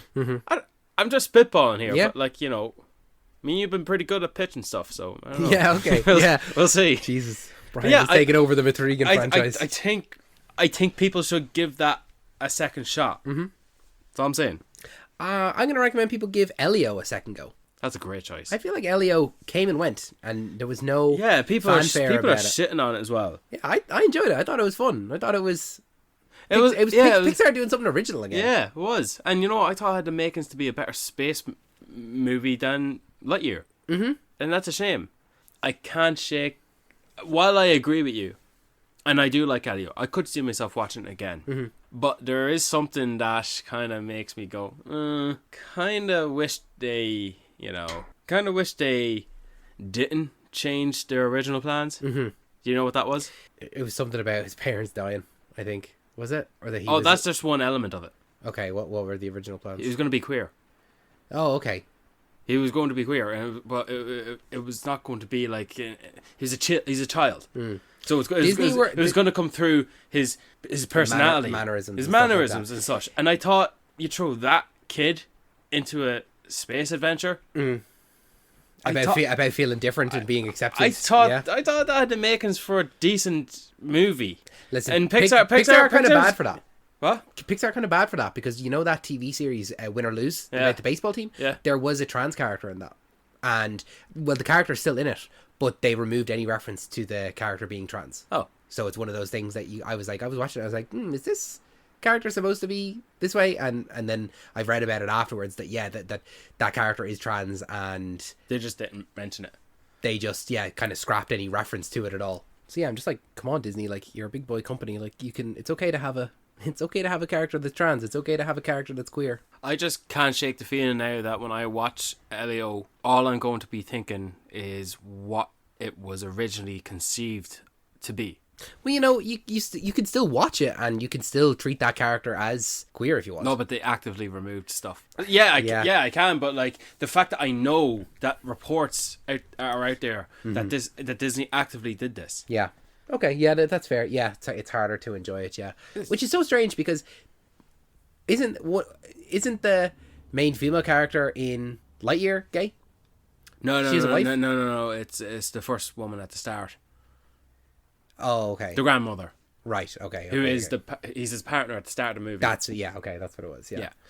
I don't know. But yeah, I don't know. They pick and choose, you know? Yeah. Brian, what was your favourite sequence of 2025? Okay, I gotta get back to my list for this one. Favourite sequence. Alright, motherfucker.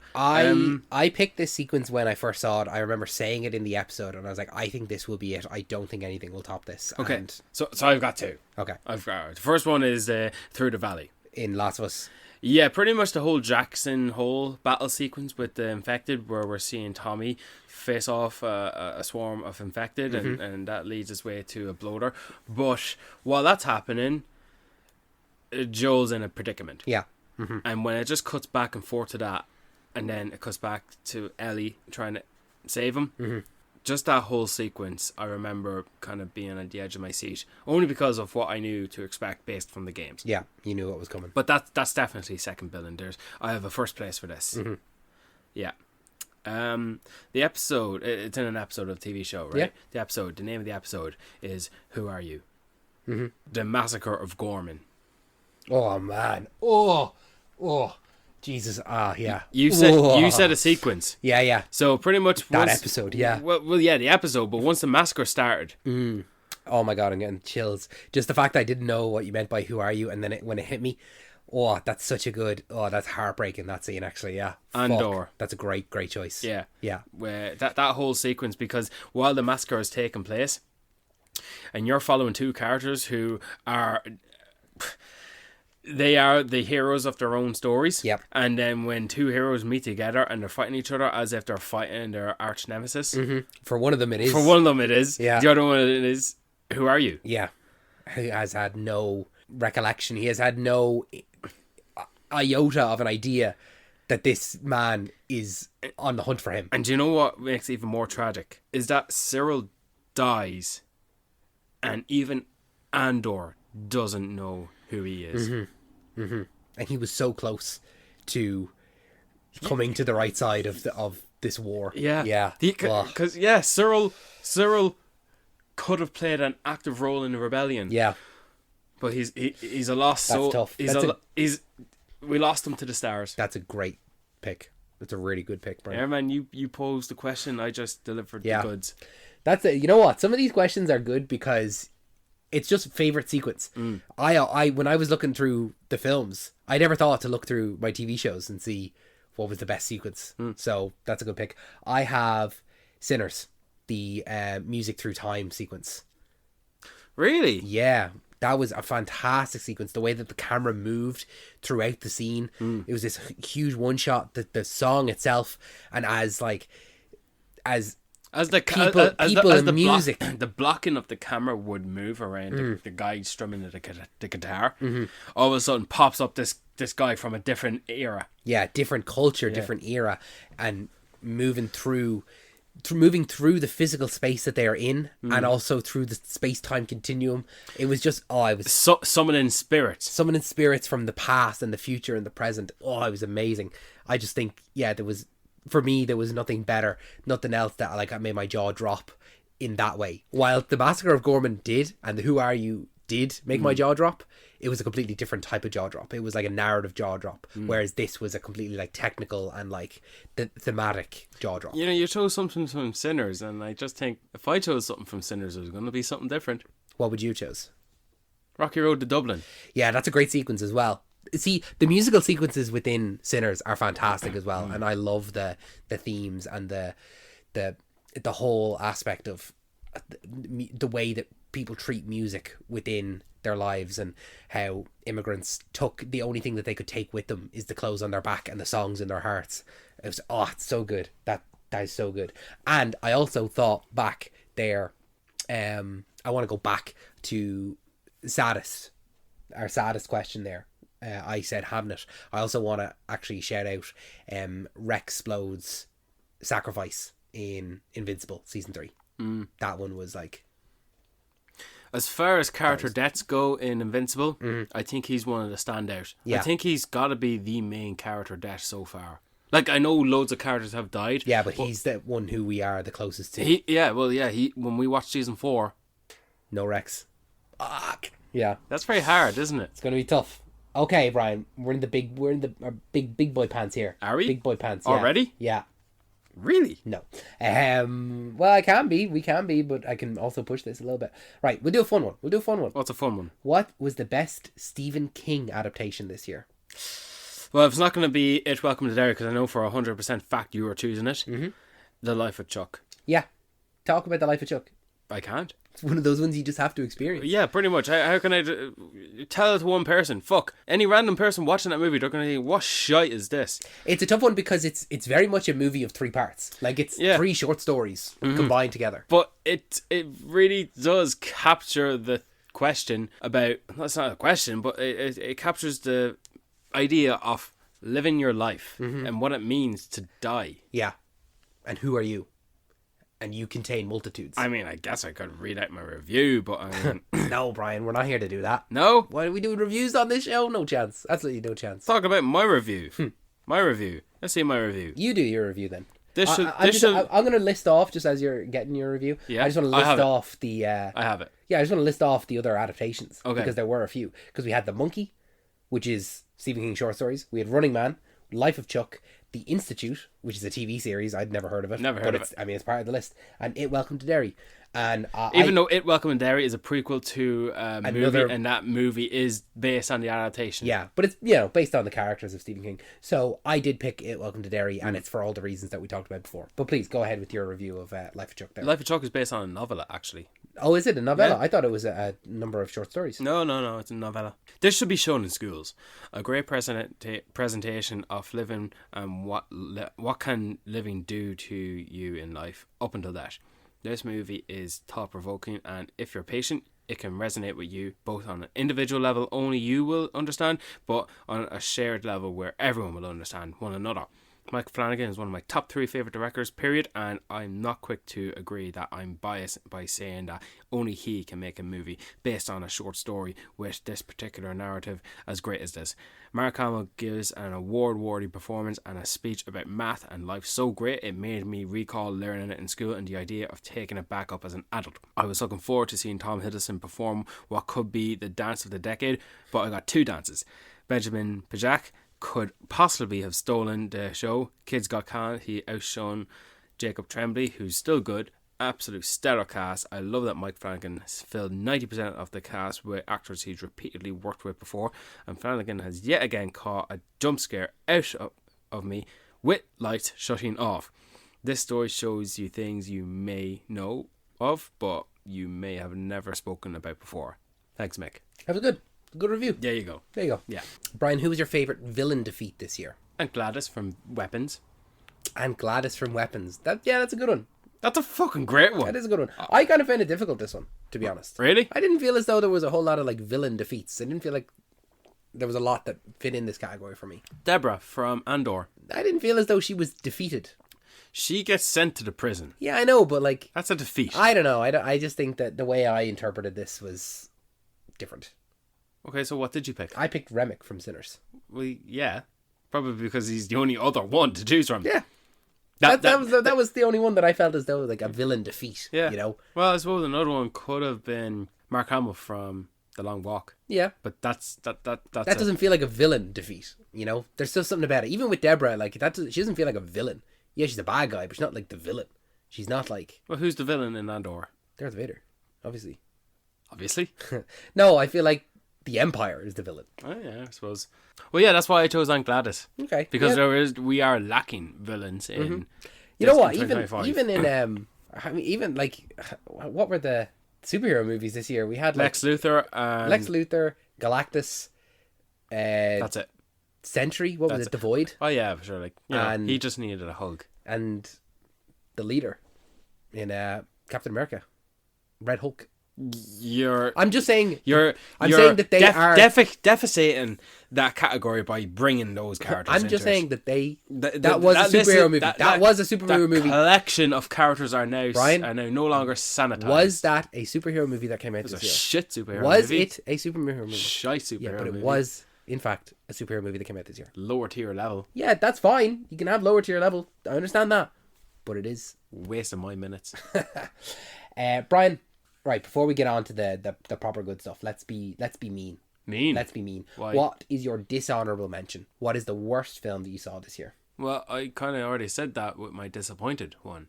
I didn't realize we were choosing a question for what's a worst movie. Sorry. I don't think I got that from you. I didn't get that question from you. Yeah, you did. Did I? It's on there. Yep. Is it? I always send the same ones. I'm gonna have to read through it, but while I do that, you tell me yours. Sorry, I do have one. Yeah. Okay. Good. The fucking I Know What You Did Last Summer movie. Yeah, that's... Yeah. Fucking... Were you a big I Know What You Did Last Summer fan anyway? No, but I still thought the movie was dreadful. Okay. And terrible. Shite. Awful. Mm-hmm. Yours? Directed by a woman. She did a shit job too. I only know that because I watched it and then saw that it was directed by a woman. I was like, incredible. That's part of my New Year's resolution. Done. Tick. Job done. I have... You're going to hate me for this. I have The Accountant 2 on here. I have Minecraft, which... I know that that's very easy for people to say it was pretty bad. It is pretty bad, but I didn't. It was bad. It wasn't even a good kids movie. But and it's still fucking greenlit for a sequel. yeah, of course it is. But I mean, objectively, like, you cannot say that this movie has any redeeming qualities, and it's War of the Worlds, the Ice Cube War of the Worlds, that is essentially an Amazon ad for 90 minutes. I feel rewarded Not having seen it. Yeah. Yeah. I think you know what, I'm proud of myself that I didn't watch it. And it's not even one that I would recommend that you watch it because you have to see it. I really would recommend you don't watch this movie. It's not good. You didn't watch it on your own. You watched it with your friends. And that didn't save it. But then why? No, I mean, we thought it would be it's so bad, it's funny kind of movie, like The Room. And yes, the first 5 minutes are so bad, they're funny. Yeah. But then it's like, oh no, we still have the whole rest of the movie to watch. And it's awful. It's not good. I mean, you didn't have to watch it. No, but we were there. Like, what are we going to do? Turn it off? Yeah. Come on. I'm a completionist. Watch a better movie. No. That's the problem, is that I watch movies in a way that is bad for me. Where if I start it, the only movie that I actually think that I did turn off in the last maybe 7 years is A Most Wanted Man. For some reason, I just could not get into that. So I was like, I'm turning this off. And you watched all the Godzilla movies. And I watched all of the Godzilla movies. Yes. Yes, I did. Okay, on to the big stuff. Brian, favourite performance of 2025? Bob Gray, Pennywise, played by Bill Skarsgård. Yeah, excellent. Excellent choice. What can I say, man? Every time he popped up, it was precious. It was on borrowed time, spoiled time. It was all privileged to see him. 2 scenes he popped up in episode 5. Yeah. And they're both so memorable. He's got one extended scene in episode 6 in black and white. And it's just more of it. And then it just keep coming and growing in episode 7. Except it's not just Pennywise. No, it's Bob Gray. It's Bob Gray. It's the version of the character which intrigued Bill Skarsgård to return to the role. And seeing Bill Skarsgård dressed up as Pennywise, as Bob Gray, yeah, as the man dressed as the clown, yes, yeah. The significant difference in his appearance as he would appear in real life, yet as cinematic looking, it's just so good to see, and I feel like we fans are rewarded to see the origins of Pennywise, but it's not really the origins of Pennywise. No, it's the man in which the entity chooses to appear himself as. Yeah. It's just, do you know what it does? It takes something that is not interesting in the grand scheme of things and makes it the sole reason why we love it so much. Yeah.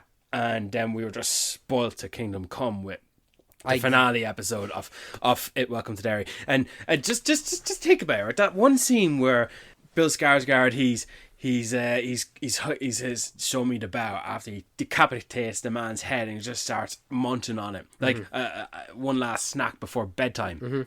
And he says, show me the bow. And then he gives her a hug as if, I'm actually proud of you. I feel good that I'm pretending to be your father and I'm providing you a comfort.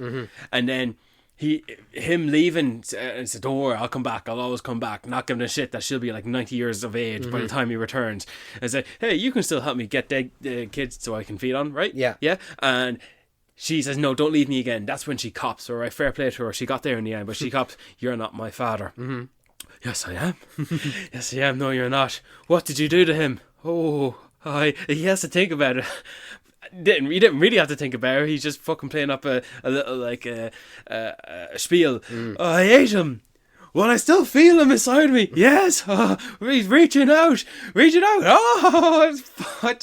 that one shot where he's lurking towards her, and Bill Skarsgård decked up in that practical makeup. Some of it has to be digitalized. Some of the makeup has to be visual effects onto his face, and then just I want to watch the scene again right now. Every scene Bill Skarsgård plays Pennywise, he's the performer of the year for me. Yeah. He put on a better show for me than whoever's going to win the Oscar. Wow, that's big words. Who'd you pick? I found this to be very, very difficult because there are so many great performances this year. I didn't pick one individual person. I just picked a lot of people for a lot of different things. So I did have Bill Skarsgård for Pennywise. I also have Jesse Buckley in Hamlet.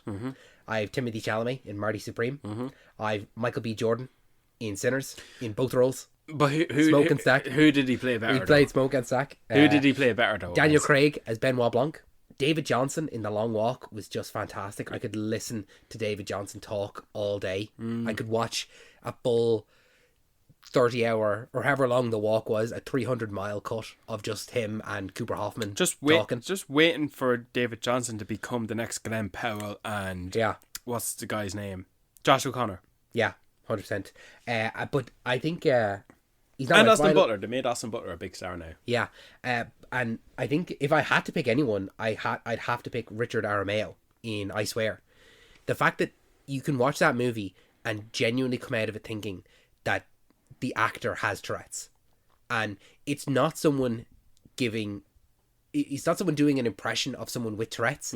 Genuinely, I did feel as though he had Tourette's in it. Like, he did such a good performance. Not only him, but also the kid that played the younger version of him. Yeah. And it felt as though they had just all of the ticks down, all of the motions, that the words, that it felt so natural that it's very easy to do an impression of someone with Tourette's and just throw in curse words. Yeah, and just to make it feel like random. Yeah.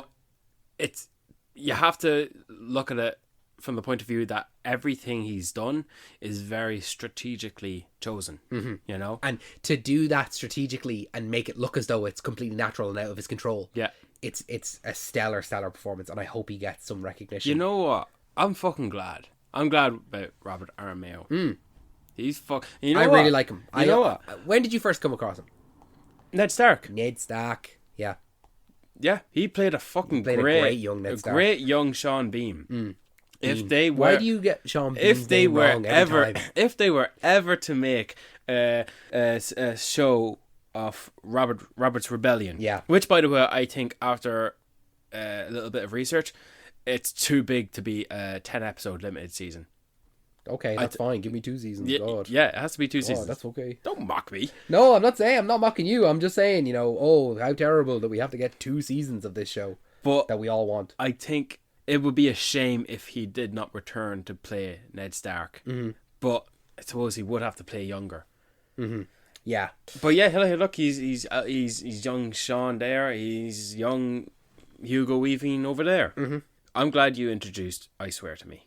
Yeah. You introduced that to me. I'm glad that you did go to see it. I did. I went to see it. It's worth my time. Convenient. Brian, we're getting to the end of our 2025 wrap-up. So would you like some statistics? Some stats. So for Talking Pictures podcast in 2025, we talked about... That's us. If you can believe it, we talked about 41 films. 41 films. That's not to say that we didn't do an episode every week. We did an episode every week, but we did 41 films. Of those 41 films, can you tell me the actor that we talked about the most? No. You can. Come on, think about it. Jack O'Connell? No. Josh Brolin? No. Which are good. They're good performances as well. Good choices. Sorry, are you talking about best or most? Most. Julia Garner? No. Which is also a good pick, but think about it. Think about what we talked about this year. I am. Thinking... Like, I'm hitting all the points, like. And these are only the movies. Yep. God damn it. No, you can't look. Don't look at your phone. Well, then I give up. I fold. You give up? Yeah. If I said to you that we talked about a trilogy of movies that had an American step-cousin. Oh, yeah. Yeah, Simon Pegg and Nick Frost. Simon Pegg and Nick Frost. Yeah. We talked about Simon Pegg. We talked about him in 6 movies. Shaun of the Dead, Hot Fuzz, Paul, and The World's End. Mission Impossible Final Reckoning. Yeah. That's 5. Yeah. The 6th one is... a spotlight episode on a movie that we both thought is fucking awesome. 5 stars. I said Shaun of the Dead, right? Yep. If I said, I'm giving her all she's got, Captain.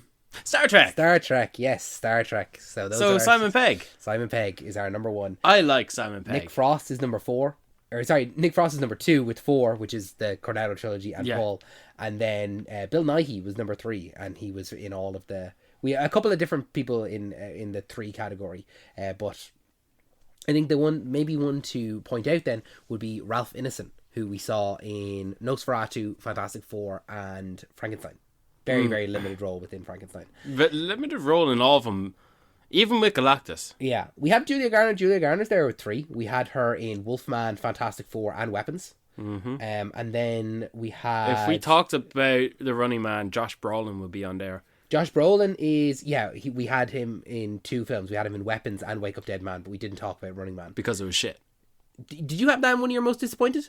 You didn't mention that. That was disappointing. I think that was probably one of the most disappointing movies of the year because I was excited for it and it just didn't give any Edgar Wright off it at all. You know what? I could have as a second one, yeah. But yeah, it's just bad movie. It's Edgar Wright now has a bad movie. Yeah. And then, could you guess who our most talked about director was? Director? Yeah. No. Edgar Wright. Because we talked about the Cornetto trilogy. So we didn't do anyone else with 3 movies. That's a cheat. So going off of Letterboxd, the movie that we talked about with the highest average star rating was Sinners. The movie we talked about with the lowest average rating was Wolfman. The most popular movie that we talked about was Sinners. The most obscure movie that we talked about was Futurama, Bender's Big Score. One of your best decisions ever since this podcast. Yeah, I love Futurama. Absolutely, 100%. Third podcast, maybe? I don't know. Maybe. The newest film that we talked about was Avatar, Fire and Ash. The oldest film that we talked about was Die Hard. The longest film that we talked about was Avatar, Fire and Ash.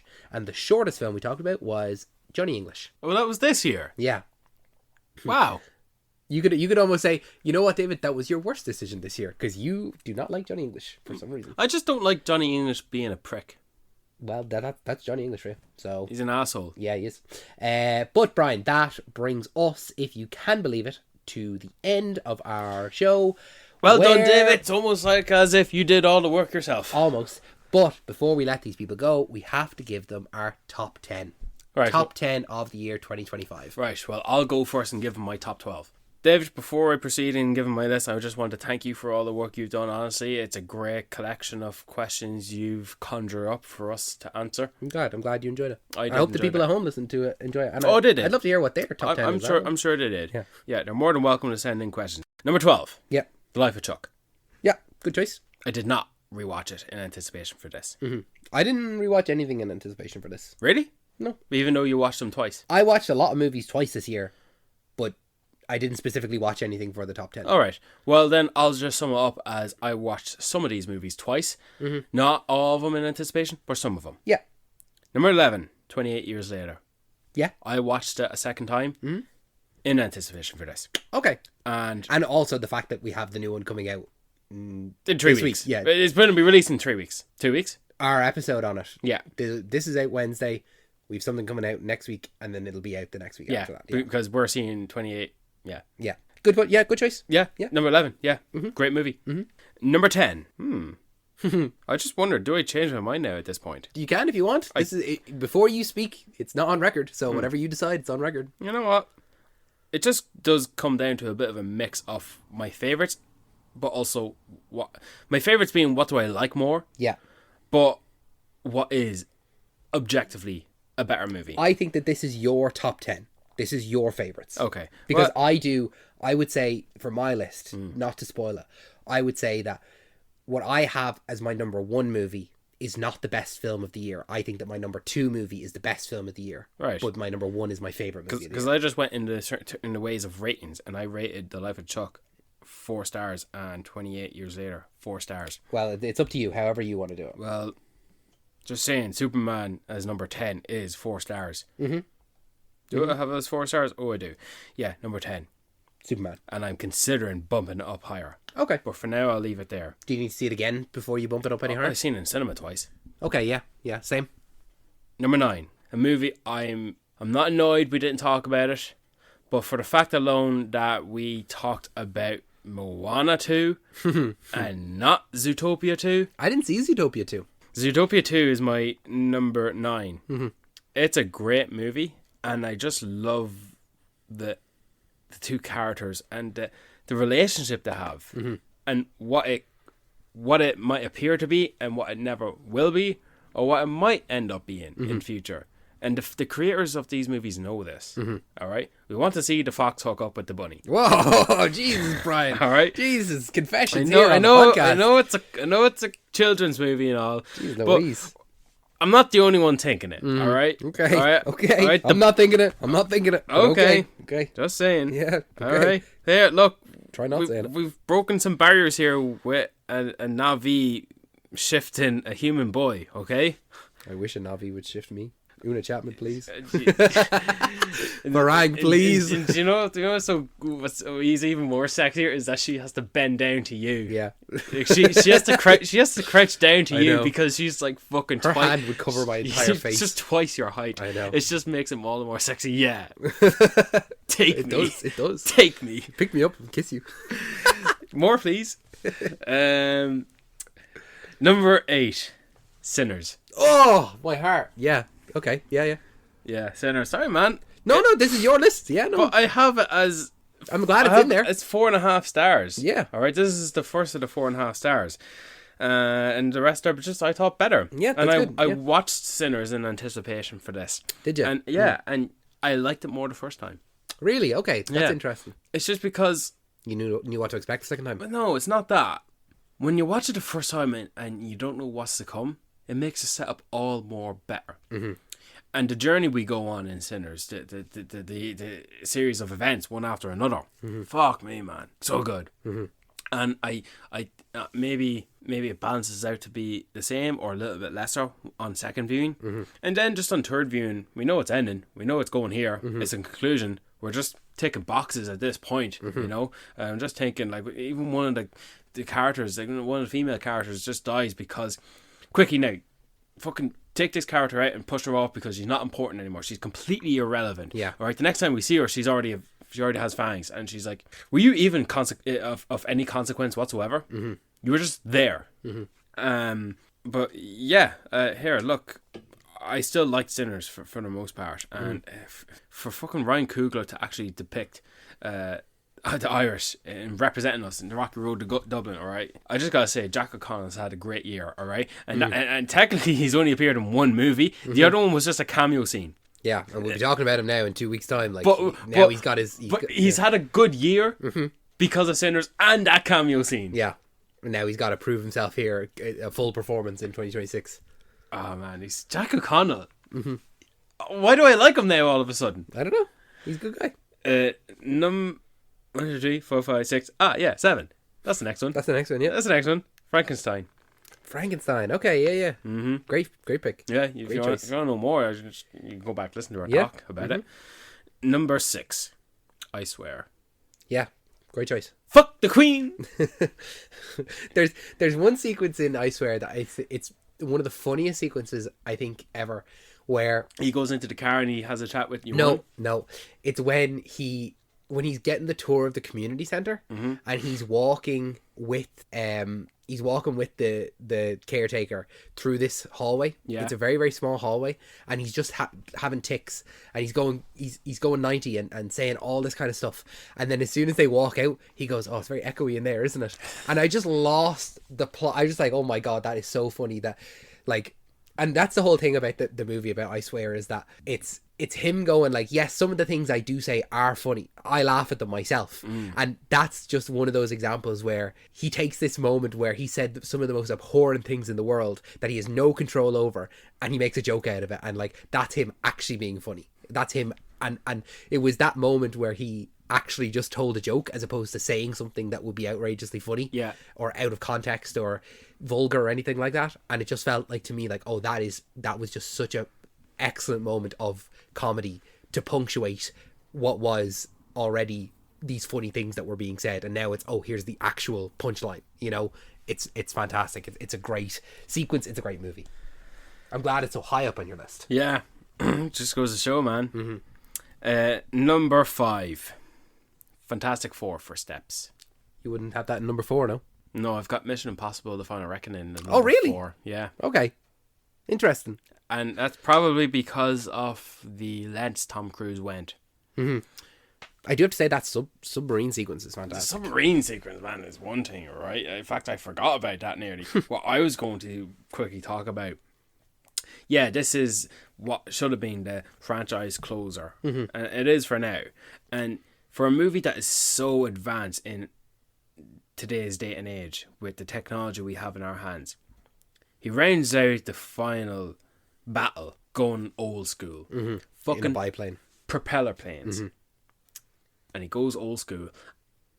And as far as his stunts goes, he hangs off the fucking side of it, and we see his legs dangle with the fucking wind. He has to thrown climb up 2 planes. He gets Yeah. to the top of the one plane and gets onto the second one, and then has to climb up that one too. Yeah. It's a good feat that he has to do. It's no long. His stunts are no longer a task of tackling one thing that is point A to B. This task in the fucking biplanes is task A to Z, Back to P. and then Quickly to Q. Throw a few numbers in there as well, yeah. for good measure. Why is there a question mark here? So, anyway, that's why. Yeah, look, I'm giving Tom Cruise his dues. All right, if the fucking Oscars aren't going to do it for best stunts, I'm going to give it to him here. Okay, fair. Number 3, and I know I glossed over Fantastic Four for Seth, but sure, we both know the crack. Yeah. But number 3, The Long Walk. Yeah, great choice. It is a great choice. I gave it 5 stars, and I can't wait to watch it again. So do I. Yeah, I'm really looking forward to it. And it does have one of my favorite scores of 2025, which I did it wrong scene where one of the characters he dies. Yeah. Do you know The which chewing one? gum, yeah. Chewing gum guy. Number 2, Predator Badlands. Oh yeah, great choice. Not on my list, but a good choice. What? Yeah. I know you loved Predator. I remember going fucking all out in describing why I love this so much, and I've not been very good at listening back to our episodes. I must do that again, or at least some of them, because I really do like listening back to us talk, because I have a big ear to the feed. But number 1, my favorite movie of 2025, Weapons. Yeah. I'm surprised then you didn't have that in Scariest. I guess in real life I thought that 28 years later was more scary. Yeah, that's fair. Weapons, great choice. Fantastic choice. You believe that was supposed to come out at the start of 2026? February-ish, I think. Really? Yeah. Yeah, it's very rare that a movie gets pulled forward as opposed to pushed back. Yeah. I don't know why, but it's fucking great to see that. Zach Krager, he can do whatever the hell he wants now. He's doing a fucking Resident Evil movie next. Yeah.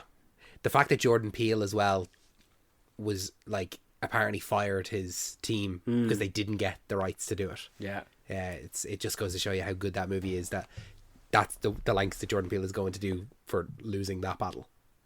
Just not even being not even being able to make the movie. And you know what? Bad form. You didn't like that? I don't like that he fired his team for No. just because, no, bad It's form. bad form. It's an interesting thing though. It's mad that that's how much he wanted, you know. Oh, yeah, he chose his name on another schlock like him. Yeah, I didn't see him at all, but I didn't hear good things about it I wouldn't either. recommend it either. The only good thing about that is knowing that Marlon Wayans can actually do a bit of acting. Okay. Yeah. That's what I heard. Marlon Wayans is pretty good at it. But yeah, David, tell me your top 10 movies. I of stuck to 10. 2025. I didn't do 12. I stuck to 10. Okay. Oh, let me give you a hand. You sarcastic bastard. Okay. I've got number 10. I have I Swear. I liked it more than you. Yeah, that's perfectly fine. Yeah, for all the reasons that we talked about before, it's one I highly recommend. Number 9, I've got 28 Years Later. Yeah, you're right too. Yeah, I just like some of the other stuff more. Just a question though. Do you think Aaron Taylor Johnson's going to be in the second one at all? No, I don't think we'll go back to that community at all, unless he goes out looking for Spike. But then again, he does have the baby now to look after. I don't think he's going to mind the baby. I wouldn't be surprised if we don't see him at all. I would be surprised if we do.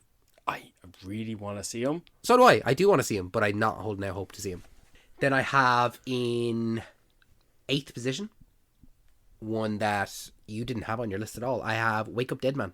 Yeah, and I'm right to not have it on my list. That's okay. Yeah, it's your list. It's your list. I'm not saying that it's wrong. I'm just saying that it wasn't on your list. Yeah, yeah.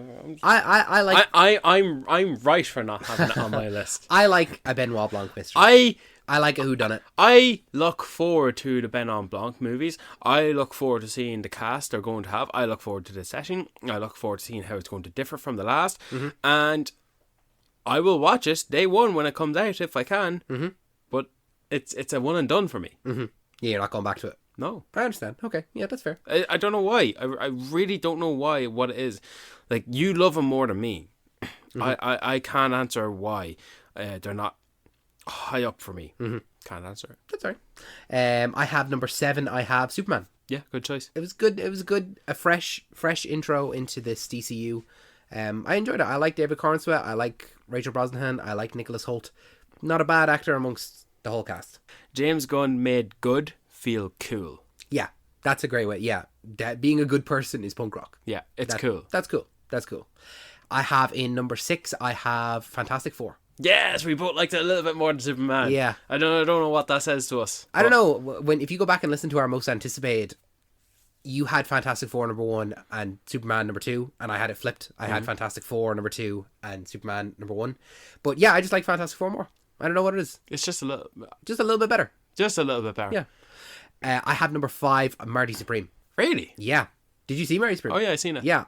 I really enjoyed Marty Supreme. I really liked the chaotic energy of it, which I don't normally like. Well, depend actually. I like the chaotic energy of a story. Mm-hmm. I don't particularly like the chaotic energy of like camera movement and stuff like that. Like, for example, I don't like Moulin Rouge for the chaotic energy of that. Did you watch Good Time? I like Good Time. I like the chaotic energy of that. I don't like the chaotic energy of Requiem for a Dream, but I do like the chaotic energy of Uncut Gems. I think I just like the chaotic energy of the Safdie brothers. Or just one Safdie brother. Josh Safdie. Yeah. I mean, that was one thing that I was going to put as a category was who was the better Safdie brother? Was it Smashing Machine or was it Marty Supreme? But I didn't feel as though that was a very... obvious. I think it was an obvious answer. It's an obvious answer. Yeah. But if you're going to say who's the better actor... I still think it's Timothée Chalamet. No, who's the better Safdie actor? Oh, Benny, yeah. Because Josh doesn't act. Josh doesn't act. All right, okay. By default, yeah, it's got to be him. I have then in number 4. Haha, you didn't have Fantastic Four in number 4. And Neither did you. You criticised me. I have... Go fuck yourself. I have Weapons. Okay. I really enjoyed Weapons. I really enjoyed the narrative storytelling of it.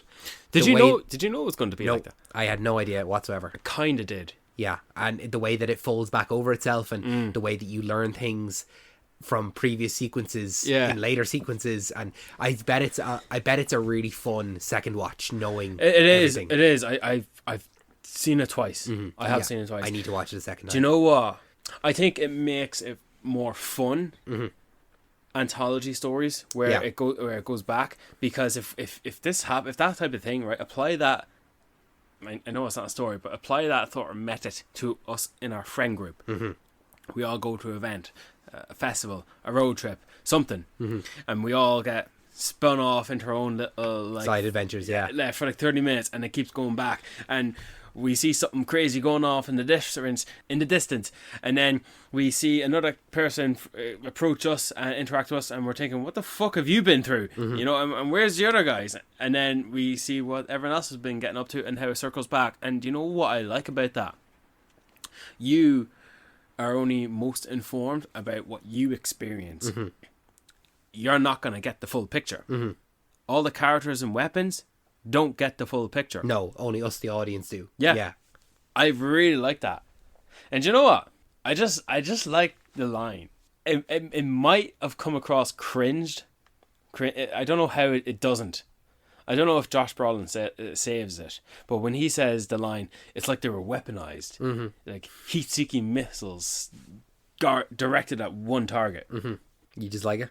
It's like they were weaponized. Like, I just like it. It's the title of the movie. I like it. Family Guy spec. Come on, it is. It's good. Would you like a Aunt Gladys prequel? No. Sometimes it's okay to just let a movie be a movie. No, but I don't want one. No, just let a movie be a movie. Yeah. Just don't do one. Don't do it. Just leave it. I don't care if you fucking title it Weapon. I don't care. Fuck off. Yeah. I don't want one. I have number 3. I have The Long Walk. Hooray! We're in sync. It's probably the only film we're in sync for. Yeah, just really enjoyed it. And like I said, David Johnson, fantastic performance. Could listen to him talk all day. He's now on my list of like, okay, what's he doing next? I need to watch him next. I saw a trailer for one there in the cinema called Wasteman, where it seems to be him in prison. and it very much looks like something I'm looking to see. I haven't come across it yet. Maybe watch the trailer after this. Number 2, I have Frankenstein. I just love Frankenstein. You were fucking right to love it, man. I really enjoyed it. Is it your favourite Guillermo del Toro film? Maybe. I'd have to rewatch his filmography. I'd have to rewatch Pan's Labyrinth because I really enjoyed Pan's Labyrinth, and then I haven't seen Pinocchio or Nightmare Alley, so I don't want to say for definite, but as it stands right now, I feel in confident. recent memory, I feel confident it's going to be Pan's Labyrinth you're going to battle against. Yeah, 100%. Yeah, I think so. And then number 1 was Sinners for me. But I feel as though Sinners was, as soon as I saw Sinners that first time, it was in the number 1 spot, and it was going to take something. It was going to take something big to move it. Yeah. Frankenstein nearly moved it, and as we said there at the start of the episode when I did my best films, I think Frankenstein is the better film, but I liked Sinners more. Yeah, just a squeak more. Like if Sinners for me is a 10 out of 10, Frankenstein for me is a 9.9. Like it's that close, you know. So yeah, Sinners number 1, Frankenstein number 2. What movie is going to win Best Picture? Oh, I couldn't tell you. I think knowing the Academy, One Battle After Another, which didn't appear on either of our top 10s. No. Even though I really enjoyed it. So did I. But there's only 10 movies that we can have in our list. You had 12, but there's only so many films that you can have in here. Like I said there earlier, there were so many movies that were in this list that I had to keep pushing out. Like one that we didn't even mention it, but I think deserves an honourable mention. Companion. Yeah, that was a good one. Jack Quaid and that was a good one to start off the Lily year. Collins. Yeah, that was a lot of fun. And now we're gonna get a good one to start off this year, man. I'm just fucking excited to see 28 years later, the Bone Temple. Yeah, definitely. As stupid as title that sounds, it's irrelevant. Just looking forward to it. But yeah, Companion was a good one. It was a good one that goes in the list of horror/thrillers that have great comedic elements in them. Yeah. Like you can throw a lot of that in. Yeah. In a good category, and I feel like that's a very good recent thing these days. Yeah, 100%. But Brian, I hate to say it, but that brings an end to the 2025 wrap up. Man, I really tried to get this like under an hour, 30 minutes. Yeah, tops. Quick squeaker. Yeah. But listen, as I said at the top of the show, thank you, Brian, for doing this. No, David, thank you. Well, you're welcome. Thank you so much for listening to this episode. We really appreciate it. If you've been here for one episode, if this is your first episode, if you listen to a single review, if you listen to just a single bonus episode anywhere across the year, we really appreciate it. We have new episodes every single Wednesday. I was going to say, I have to get out of the habit now of saying as well as bonus episodes every other weekend because we don't do that now. So we have new episodes every single Wednesday, and make sure that you're following us on Instagram and all of our social medias to never miss an episode. And then also make sure that you're following us to hear and where you can find out for Saturday Morning Cartoon Club, which is coming later this month. We're really excited to do that. We're really excited for lots of things that are coming out now at the end of towards not even the end of this year, just throughout the year. It's going to be a good year for movies. It's going to be a great year for us, Brian. This podcast is brought to you by Another Happy Studios, so make sure that you're checking out the other podcasts in our network. Brian, any final words before we let these people go? Here's to another year. Cheers, Brian. Cheers.